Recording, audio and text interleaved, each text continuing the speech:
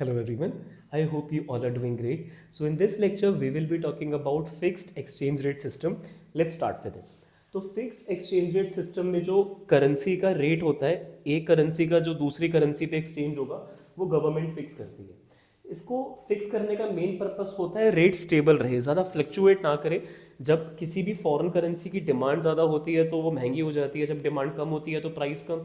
ऐसा इस सिस्टम में नहीं होता है बिकॉज गवर्नमेंट इसमें इंटरफेयर करती है। स्टेबिलिटी को इंश्योर करने के लिए जब फॉरेन कंट्री की जो गवर्नमेंट है वो कम प्राइस पर करेंसी सेल करने के लिए रेडी है, तो हमारी गवर्नमेंट उस टाइम पर करेंसी खरीद लेती है।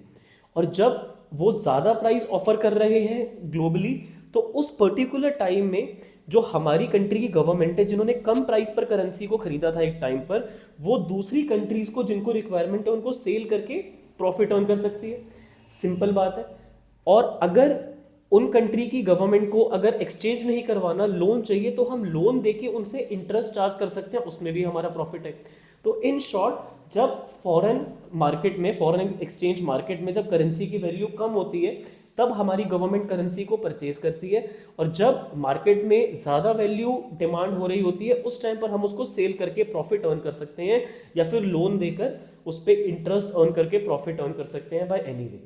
तो एक तरीका ये होता है करेंसी को स्टेबल रखने के लिए लॉन्ग टर्म में, पर ये करने के लिए गवर्नमेंट के पास फॉरेन करेंसी बहुत बल्क में होनी चाहिए।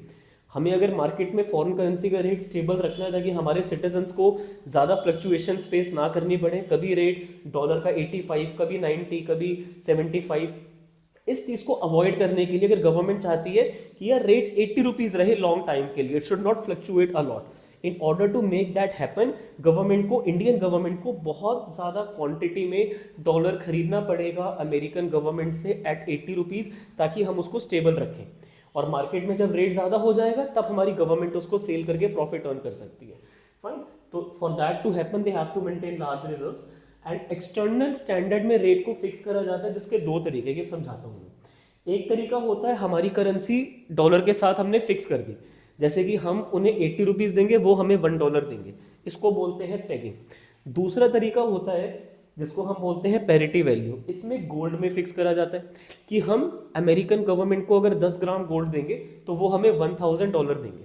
तो गोल्ड के थ्रू करेंसी एक्सचेंज हो रही है तो पैरिटी वैल्यू, करेंसी के बदले करेंसी एक्सचेंज हो रही है पेगिंग।